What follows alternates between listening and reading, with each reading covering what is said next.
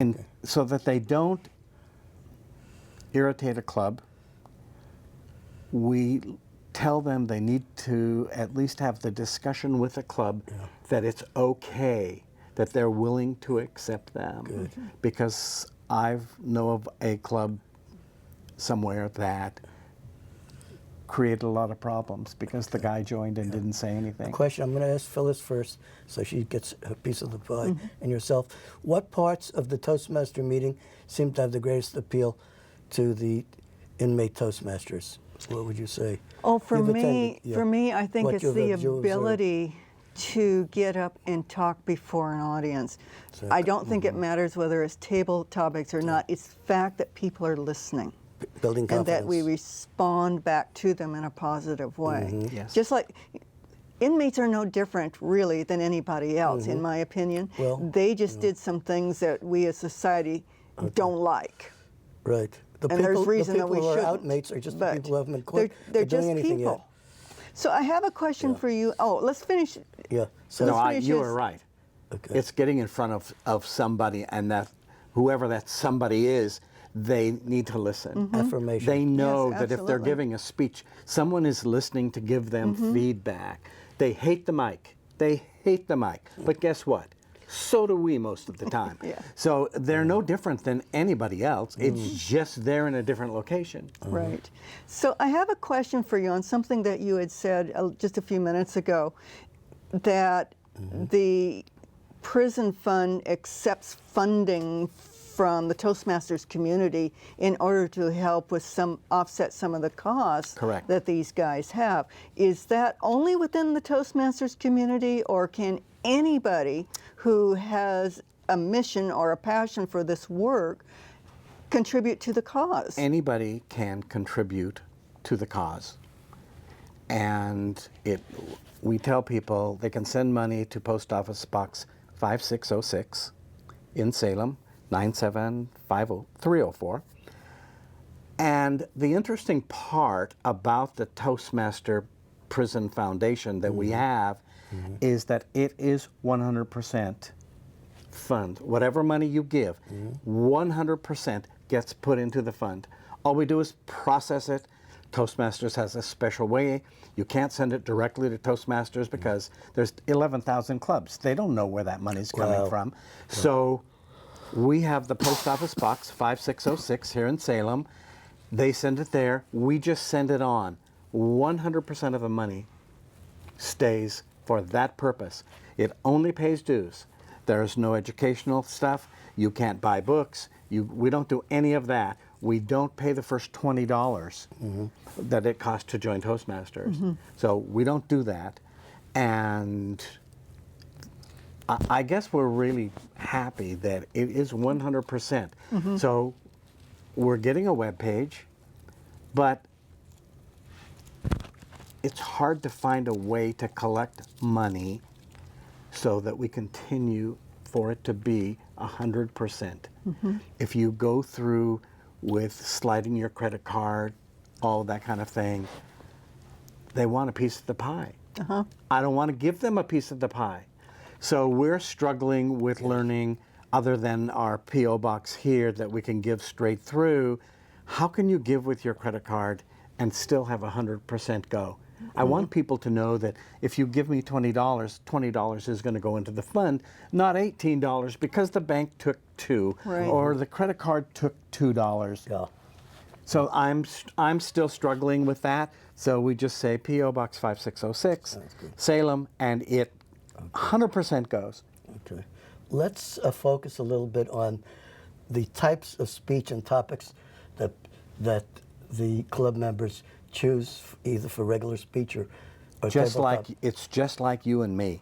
Are there any outstanding ones in your mind that resound in your memory? Well, one guy was gay and his boyfriend got in trouble and he came out. Nobody knew in the meeting. I was warned by the president that this was going to happen because he knew. It was a very good speech and people appreciated it. But you know, they're no different than you and me. Yeah. So they have all kinds of things. They like to go into the past.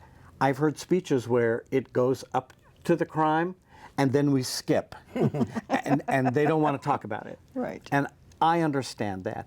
But we have others who go up to the crime, talk about the crime, and then keep going. You have to be comfortable with, you know what you've done. You can't put it, you can't ignore it. So I've heard everything. They have speech contests where they talk about everything. They have motivational speeches, inspirational speeches. It's no different than any other Toastmaster club. It's really a Toastmaster club. They're just inside and have to be inside.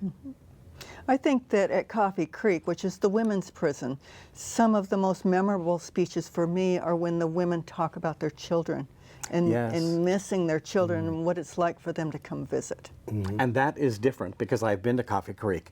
That does not happen in a men's prison. They'll talk about their kids sometime, but I think there's more of an emphasis on prison, on women talking about their children than the men. Because women have generally, socially, a more central role. They're bringing up They kids. do, and And the I bonding, would say the 90%, bonding is closer. 90% of the time, if there's a divorce, the women have the kids. Now the women have been separated from those kids. In the case of the man, the woman has the kids, so he doesn't have his kids. So it can be a focus. I just had a man in prison reunited with his children after 20 years. Wow. His kids wanted to see if what kind of man is my father? Because what my mother told me is different. And they found out that they liked their father. They brought their grandkids into him, and now they're coming in all the time to visit him Very inspiring. after 20 years and after they became of age. That has to happen as well. Okay. We're winding down time-wise, so I want to ask you, Allan, in the final few minutes, could you tell us what might inspire people who are interested in social justice, prison, and other type of things? What would inspire them to come to a meeting? Do you need to get clearance before you get into prison? You have to have clearance in order to go in. We're all vetted. It's a real vetting. It's not like happens in the United States sometimes, but they're really vetted. You can't have a record. Okay.